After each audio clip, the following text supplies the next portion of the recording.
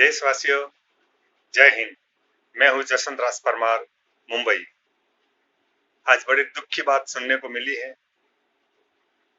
कि 16 मजदूर जो रेल की पटरी पर थकान की वजह से सो गए थे और एक मालगाड़ी ने उनको रौंद दिया और वो जगह पर मर गए। कुछ मजदूर घायल भी हुए। बड़ा दुख होता है जब ऐसी खबरें सुनने को मिलती हैं, क्योंकि भारत जब कोरोना से लड़ रहा है और इस कोरोना महामारी में लाखों मजदूर सड़क पे आ गए हैं अपने घर जाने के लिए, तो क्या ये जिम्मेदारी राज्य सरकार की नहीं बनती है, वहां के प्रशासन की नहीं बनती है कि ये कौन लोग हैं जो कहाँ जा रहे हैं? आप गाड़ियों में बैठे हुए लोगों को तो रोकते हो, लेकिन पैदल चलते हुए लोग साइकिल पे, पैदल पे सैकड़ों किलोमीटर से चलते आ रहे हैं। क्या आपकी ये जिम्मेदारी नहीं बनती है उनको रोकने की? आज 16 लोग मर गए और क्या मालूम इस घड़ी में पूरे देश में और कितने मरे होंगे या आगे मरेंगे। मेरा आपसे निवेदन है राज्य सरकारों से कि कृपा करके अपने प्रशासन को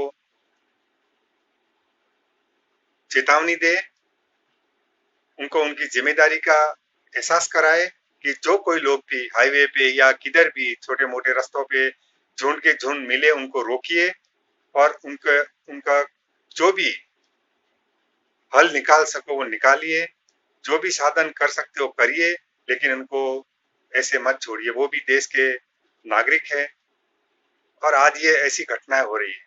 देखो, इस कोरोना काल में सब लोग दुखी है और इस दुख के कारण प्रकार प्रकार की घटनाएं सुनने को मिल रही है। कल विशाखापट्टनम में जहरीली गैस से 14-15 लोग मर गए। कभी काफी लोग घायल है, हॉस्पिटल में है, उनको डर है, वो सड़क पे सो रहे हैं। ऐसे में एक विमान दुर्घटनाग्रस्त हो गया पंजाब में और इस प्रकार की घटनाएं बहुत होती जा रही है।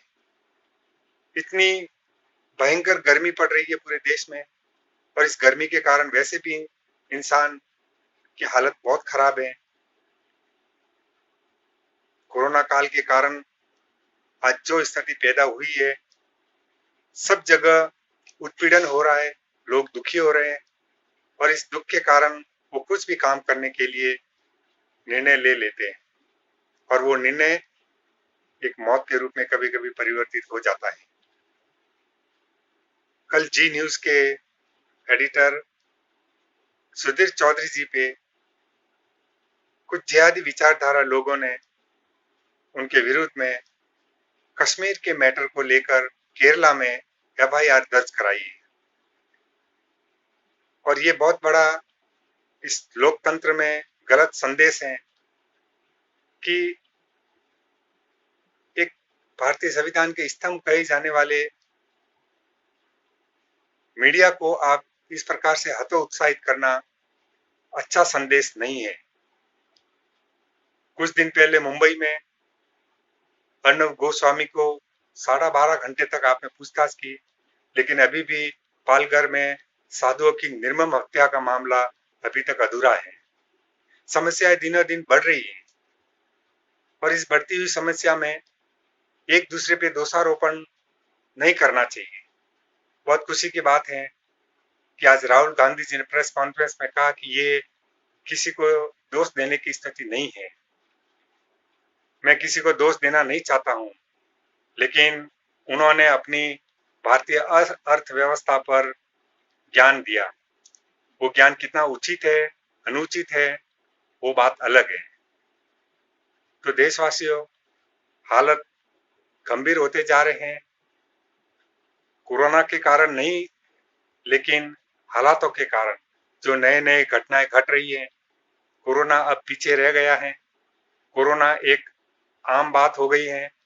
कोरोना को रोकने के लिए, कोरोना से ध्यान हटाने के लिए अपने आप को जिम्मेदार इंसान बनाना पड़ेगा और जब तक आप आपकी जिम्मेदारी आप खुद नहीं लोगे, तब तक ये कोरोना आपसे दूर नहीं भागेगा। एक छोटी सी बात आप समझिए, आप घर के लिए इस तरह रवाना हो रहे हो, सड़कों पे सैकड़ों किलोमीटर की दूरी तय करने के लिए आप घर पे जाके क्या करोगे?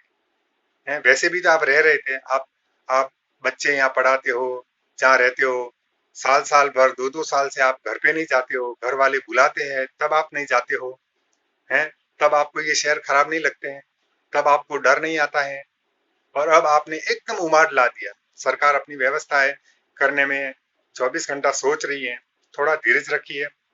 इतने उतावले होके क्यों रह रहे हो? आप यहाँ से जाओगे, अगला राज्य की सीमाएं सील कर देगा, क्या करोगे? इसलिए मेरा आपसे निवेदन है कि थोड़ा और धीरज रखिए। ये जो लॉकडाउन है, इस लॉकडाउन का पालन कीजिए और अपने घर में रहने की कोशिश कीजिए। माना कि आपको गांव जाना है, सब कुछ ठीक है, लेकिन कम से कम आप अपना विवेक का उपयोग कीजिए कि जो स्थिति है, जो गर्मी है, जो आप पैदल जा रहे एक इंसान है, मशीन भी थक जाती है, आप तो इंसान हो, और आप अपने बच्चों को लेके सामान लेके चल दिए। ये कौन सा निर्णय है? मैं मानता हूँ आपकी स्थिति, आपके हालात अलग आपको महसूस होते होंगे, लेकिन एक सीधी सी बात है ये कि जब तक स्थिति शांत नहीं हो, आप अपने आप को शांत रखिए, लॉकडाउन का पालन कीजिए, यथा स्थिति घर में रहने की कोशिश कीजिए और देश की सुरक्षा में अपना सहयोग दीजिए। जो मजदूर मरे हैं या जो मजदूर सड़क पे है, वो बहुत तकलीफ में होंगे। मैं सरकारों से, राज्य सरकार और केंद्र सरकार से मैं यही निवेदन करना चाहूंगा कि उनकी सुध ले आप, जो घर से रवाना हो गए हैं, उनकी सुध ले, उनके लिए जो भी जैसी भी व्यवस्था सुविधाएं मुहैया करा सको आप कराइए, ये आपका धर्म है, और उनकी सुरक्षा कीजिए। और जो लोग अपने घरों में है, शहरों में है, उनके लिए जल्दी से जल्दी काम करने की व्यवस्था आरंभ कीजिए ताकि वो जाने के लिए मजबूर ना हो। देशवासियों, कोरोना धीरे धीरे भारत से हार रहा है, हट रहा है, लेकिन जो जो मरीजों के विस्फोट हो रहे हैं ना, वो भी कोई खुशी देने वाली बात नहीं है। निश्चित बात है कि अब सरकार इसमें ज्यादा कुछ नहीं कर पाएगी। ये आपकी जिम्मेदारी है, आपको संभालना है, आपको जो भी उचित काम है वो अपनी जिम्मेदारी समझ के इसमें करना है, सरकारी निर्देशों का पालन करना है। जो भी छूट दी है उस छूट को सोशल डिस्टेंसिंग के रूप में आपको मेंटेन करना पड़ेगा, मुंह पे मास्क लगाना पड़ेगा, हाथों को धोना पड़ेगा, और अपने आप को ये समझाना पड़ेगा कि कोरोना अभी तक गया नहीं है। और जब तक कोरोना पूरा नहीं जाएगा, आपको संयमित रह के इन्हीं निर्देशों का पालन करते हुए, जहां तक लॉकडाउन है कम से कम वहां तक घर में रहिए, और आगे देखेंगे जब जैसी स्थिति बनती है, बिल्कुल। लेकिन अब आप सरकार के भरोसे नहीं रहिए, आप अपने ऊपर ये जिम्मेदारी लीजिए और इसका सामना कीजिए। देश बढ़ेगा, आपका भी नाम होगा। प्रधानमंत्री मोदी जी जिस प्रकार की मेहनत कर रही है, वो एकदम ईमानदार इंसान है और सबका अच्छा चाहते हैं, लेकिन कुछ राजनीतिक पार्टियां उनको शंका की स्थिति से देखते हैं, वो गलत है। और कुछ राज्य सरकारें भी अपना स्वार्थ बता रही हैं, वो अच्छी बात नहीं है।